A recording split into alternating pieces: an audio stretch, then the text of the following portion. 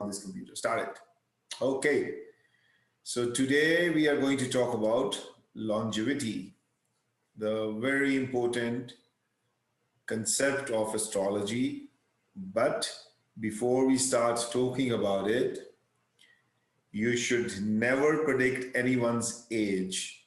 When somebody comes to you, you should always give them a, a simple answer that you don't predict life and death, okay? Because that's something in God's hand, and we don't try to be gods.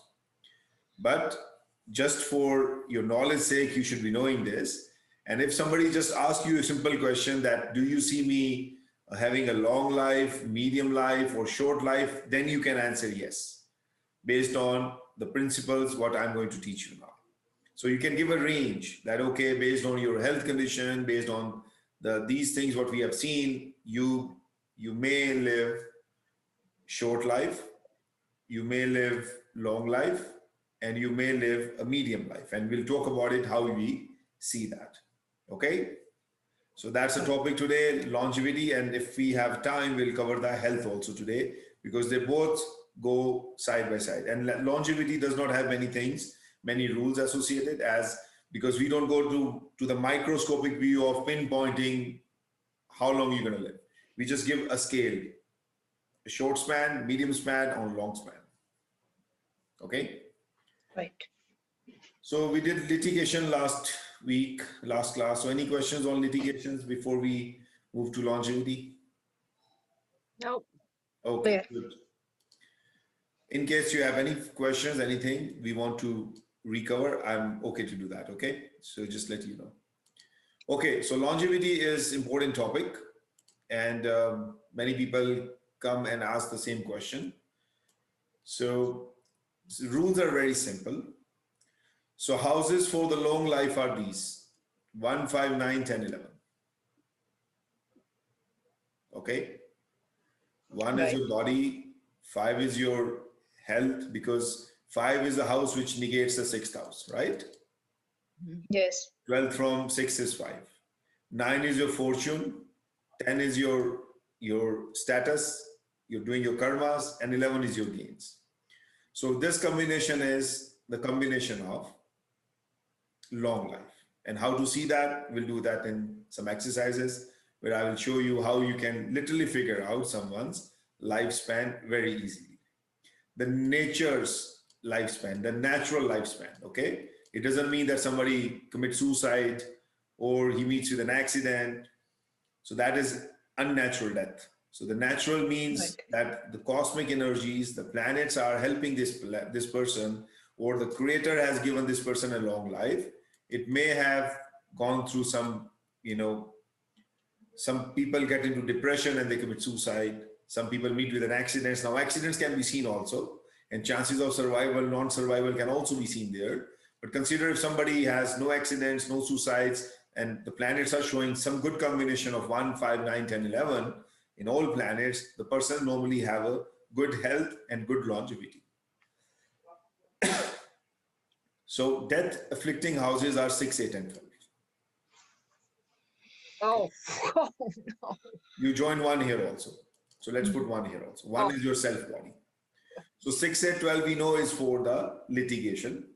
We know it is a house. The combination of 6, 8, 12 can really disrupt your life. This is the worst combination. And we can join 1 here also, because 1 is the damage to your physical body. So 1 is you, your physical body. 6, 8, 12 along with it can literally kill you. Plus the badak and the marka houses. We can call it B and M, or we can call it obstruction and killer houses. So badak means obstruction and marak means killer. So for simple English, we can say B and M. And what is the rule for marak and badak? We covered that yesterday, but today is a formal class, so I will do that again. So marak houses are any ascendant sign. Anybody born in any ascendant sign, the house number 2 and 7 are always considered to be the killer houses. 2 and 7. This is the Sage Parashara's rule. Sage Parashara's astrology's rule that second house and seventh house are the killer houses. Now, the day and age where we're living in, we know that 2 and 7 actually physically does not kill you, but they bring obstructions in the matters of your spiritual growth, and also it can lead to your death because of your financial position in the society. Because if you have a lot of money in your pocket, if you have a lot of wealth in your bank balance, then you always have threats to your life. And it was more when there were no banks, no credit cards, people have to travel with their families, with their cash or their gold in their hands. And similarly, seventh house is you are a trader, you're a businessman, you're into commerce, and you always have threat to your life. And that's the reason you see most of the business people, industrialists, or big business tycoons, they keep bodyguards with them because they know there is a danger to their life. And from spiritual perspective, if we just convert it into the matters of spirituality, second house is house of your family. When you live in a family life, you cannot live in Himalayas and do your spiritual practice to attain moksha. It's not possible. Yes. Similarly, if you are married, your spouse is living with you, you have a conjugal relationship with your spouse, you have intimate relationship with your spouse or with any partner you have, then you are not leading or living a spiritual life. You are more in the material life. So, long story short, for any ascendant sign, when we consider the concept of longevity, we consider house number 2 and 7 as the Marka houses, the killer houses. Now, we can either take it as a spiritual killer, or we take it as a threat to your life because of your status, because of your being a trader, or you have a lot of wealth in your hands. Okay? Right. And the badaka, the obstruction houses are depending on what is your ascendant sign. If you are born into one of these ascendant signs, 11th house becomes your badaka house. Like for Diana, 11th is her obstruction house. For me also, I'm also Cancerian, right? Me also, Yeah. 11th is the obstruction house. Only for the matters of longevity. Otherwise, we know 11th is the best house. Yeah. 11th is the house which gives us all the gains. How come it becomes obstruction? But this is a fundamental rule taught by Sage Parashara in the matters of longevity. And where it is coming from, how it is coming from, I have no background knowledge about it, to be honest. This is a concept written in Brihat Parashara Hora Sutra and many other profound astrology, classical astrology texts. So we take it as a thumb of rule. I seriously do not know the logic behind it, but if I find it, I will tell you. Right. Like for this, I know the logic, right? 2 and 7 is spiritual killer. And also if you have money, somebody can kill you, right? But why the 11th house becomes, because Sage Prasha says that if you're born under these zodiac signs, 1, 4, 7, 10, then the arc means a degree in the zodiac sign of the 11th house can be a degree which can bring obstructions, problems, and challenges in the matters of your longevity. Okay. Similarly, if you are born under the fixed signs, these are the ascendant signs, 2, 5, 8, 11, then the 9th house becomes your badaka house, obstruction house. And if you are born under the dual signs, 3, 6, 9, 12, 7th becomes your, again, the badaka house. So a zodiac sign like Pisces, Nabila, yours is Pisces. Yes. For you, the 7th becomes both, Marka also and badaka also. Yes. So 7 is by default is a M Marka, right? And in Yes. your case, the 7th, because you're Pisces ascendant, 7th also becomes the badaka house. For me and Diana, 11th becomes our badaka house and 7 becomes our Marka house. So these are the thumb rules you have to always keep in mind when we are talking about the longevity. Right. Now, Saturn is a natural significator of ending anything. Saturn is a planet which brings ends to everything. This is the final call. Final call is always Saturn's. It plays a major role in DBA at the time of ending. It normally transits into 6, 8, 12 or Marka or Badaka house at the time of end. And I've researched on it. Oh, People, when they are dying, Saturn is activated. Either they are under the DBA of Saturn, the Shah Bhukti or Antra of Saturn, or Saturn is transiting in the 6th house, 8th house, 12th house, or Marka and Badaka. Marka is 2nd and 7 for all. Badaka can be one of these depending on 11, 9 or 7, depending on what ascendant sign you have. So Saturn will be traveling from these houses in transit when a person end is near. And the day the person has his or her last breath is when moon also joins 6, 8, 12, Marka and Badaka in transit. That pinpoints the end. So moon is transiting every day, right? Moon travels one zodiac sign in 2.5 days, right? So if somebody has this condition going on with 6, 8, 12 in DBA, and Saturn is coming to the 8th house, and Moon joins the 2nd house, oh, or maybe 12th house, that is the time. People come to us when somebody is very, very sick, very, very sick. He's on the deathbed or she's on the deathbed.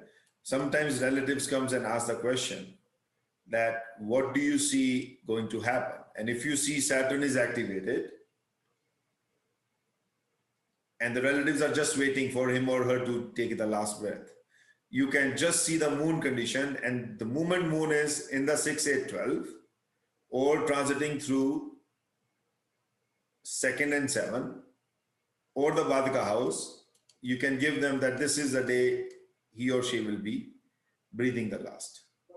And there are many probabilities. Probability 1 is here, 2 is here, 3 is here, 4 is here. Depending on the Badaka house, this could be 1 and this could be 1. So out of 12 houses, you have 5 houses from where moon can transit and person can die. So it's very easy to predict. Very easy to predict. and you have, Mohnish, you have a chart to show us on this? I have never predicted anyone's death, to be honest, but we can see, I mean, because I've got 6, 8, 12 all over the we have place. to So, check well, but it's okay. I mean, if you're not under Saturn's Mahadasha, nah, that's fine, right? And then also, if we also see the combination of 5, 9, 11 is there or not, because that's your protector, right? And I will Yeah. go further, right? This is the only slide number 1. I know it gets scary, but don't get scared. That's the reason, when you read this longevities, that's the reason I normally avoid, because the moment I teach this, people open their chart and start calculating their longevities. And then they Oh. get scared. oh no. And then they say, if we are going to live only, next 3 years more, then what's the point of learning astrology? Oh, wow. But see, that's not the case, right? I mean, we have ways to help you and help anyone, right? So don't get scared. Do not put more focus and attention on this.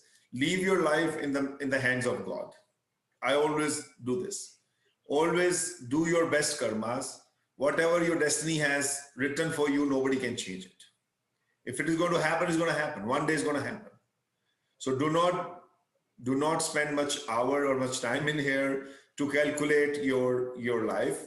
But before going to this slide, I actually saw yours, Nabila's and Diana's chart, because I know this is a sensitive topic. I don't want to get caught off guard if I predict Oh. wrong here. And this is the first time ever before the class started, I looked at both of your charts.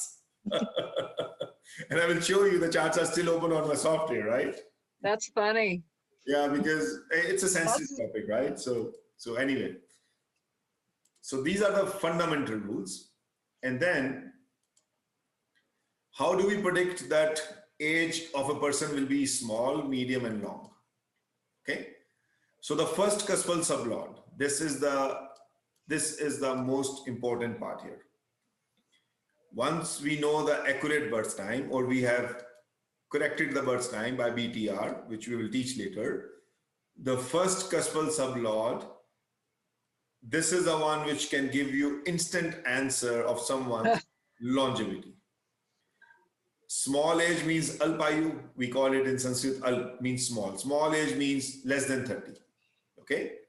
So if the first cuspal sublord is showing 6, 8, 12, along with the Marka and the badaka houses, Marka will be 2, 7, and badaka will be depending on the ascendant sign. There is no 5, 11 for 5, 9, 11. This person cannot survive more than 30 years, 30, 31, 32 max. If someone,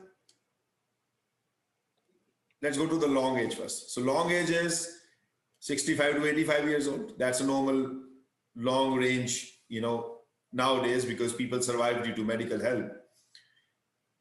1, 5, 9, 10, 11 with no connection with Marka or badaka, first house cuspal sublord. First house cuspal sublord is showing 1, 5, 9, 10, 11, or 5, 10, 11, or 5, 9, 11, one of these combinations.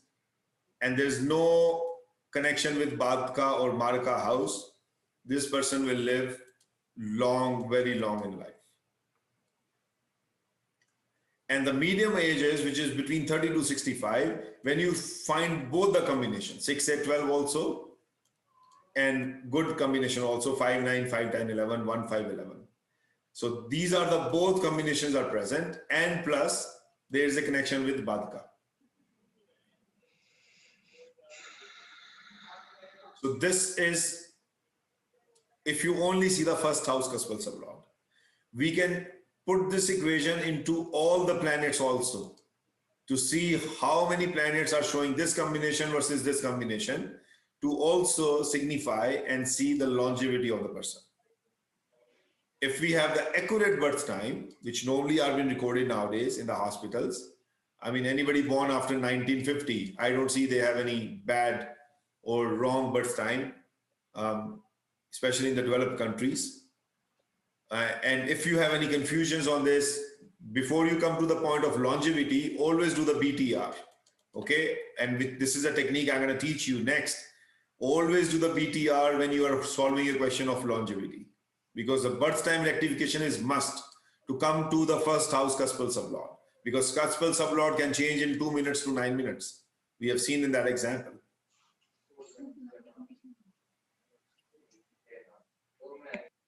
Is that clear? Yes. So let's do some examples here before I go to the next slide. Let's see what is the next slide actually.